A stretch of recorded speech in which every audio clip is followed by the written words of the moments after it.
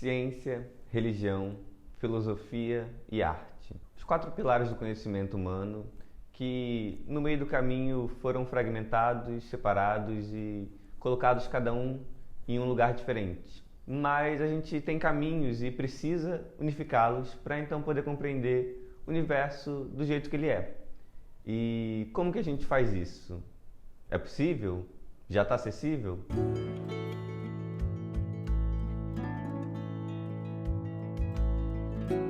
Então, amigo, vamos trocar uma ideia? Estou iniciando esse bate-papo para tentar trazer um pouco dos conteúdos que falam a respeito desses conhecimentos para a gente conseguir ter um caminho único para seguir. Meu nome é Vitor Zanella, eu atualmente faço medicina na Universidade Federal do Estado do Rio de Janeiro e desde que eu entrei para a faculdade investigo as relações de saúde e espiritualidade, passando pela psiquiatria e com foco no cuidado do ser humano. Vim aqui compartilhar um pouco desses meus estudos para a gente conseguir conectar a questão da espiritualidade, da transcendência, de Deus, da religião, com as evidências científicas que a gente tem disponível. Então, vamos começar. Vamos começar do início, que fica um pouco mais fácil. Se a gente for pensar na antiguidade, nos primórdios do conhecimento, esses assuntos, ciência, religião, filosofia e artes, eles eram tratados pelas mesmas pessoas. Os estudiosos, se a gente pensar na filosofia grega original, Platão, Aristóteles, eles estudavam sobre todos esses fenômenos e não conseguiam separar uma visão da outra. Porém, com o passar do tempo, ali mais ou menos na Idade Média, começou o movimento escolástico, que foi o movimento da igreja tentando formar padres e sacerdotes para difundirem o conhecimento das escrituras sagradas. Porém, com esse conhecimento, a partir de Tomás de Aquino, começou-se uma ruptura entre ciência e religião, já que as escolas, as universidades fundadas começaram a investigar algumas temáticas que não conseguiam abranger as escrituras sagradas como fonte principal de seu estudo. Se a gente avançar mais um pouco e partir já para o século XVIII, XIX, a gente vai ver que Newton, assim como Descartes, começaram a formular uma ciência que começou a separar o mundo físico do mundo espiritual, dos sentimentos, das emoções e do que poderia ser discutido numa visão mais humanista. E assim, então, a gente começou a ter um determinismo dentro dessa área. A academia começou a ter um foco principalmente para as questões científicas que não mais abarcavam a religião e a espiritualidade, e a religião então ficou com um discurso mais filosófico e um discurso transcendental. Essa ruptura gerou um movimento de descrença por parte do conhecimento acadêmico desses outros conhecimentos que abarcavam uma transcendência, Deus ou questões e assuntos religiosos. Porém, a gente, com o avançar do conhecimento, conseguiu perceber que não mais é possível a gente separar ciência e religião. Isso é um assunto já antigo e é um questionamento que muitos fazem, só que já ficou um pouco cafona a gente achar que isso ainda está em voga. Porque a partir do século XIX, algumas evidências científicas nos comprovaram que a própria física, que reduzia o mundo ao material, não mais explicava todos os fenômenos que a gente tinha contato. Então, muitas partes, as universidades começaram a esconder e não investigar esses fenômenos por não ter uma régua que conseguisse medir o que eram eles e o que significavam eles dentro da nossa existência. Chegou um momento, então, em que a ciência não mais conseguiu deixar de ignorar esses conhecimentos e essas ocorrências, por alguns fatores. Primeiro, que esses fenômenos eles sempre existiram e têm muita relevância dentro das experiências pessoais e dentro da população em geral.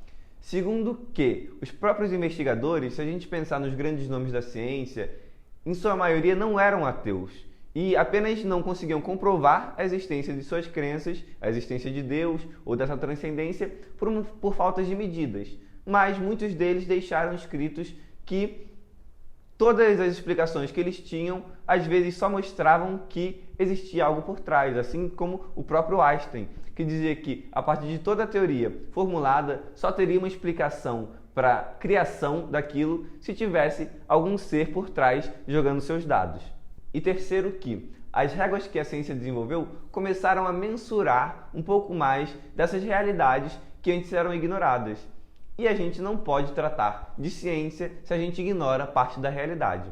O que a gente está vendo hoje, na verdade, é que o desenvolvimento desses conhecimentos está nos levando a uma ancestralidade dos conhecimentos que tínhamos nas populações, nas sociedades antigas, porque tudo que vem sendo comprovado hoje, principalmente quando a gente olha para a ciência mais de ponta, que está sendo desenvolvida num aspecto mais singular, a física quântica, ela nos remonta a teorias religiosas, a escrituras sagradas e nos dá a explicação de algumas narrativas que foram sendo construídas enquanto possíveis a partir dessa visão de mundo.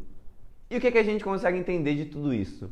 Quanto mais a gente descobre novas coisas, quanto mais nosso conhecimento consegue abranger o nosso universo, a gente consegue perceber que, na verdade, o que a gente faz de melhor é ignorar o que a gente não sabe.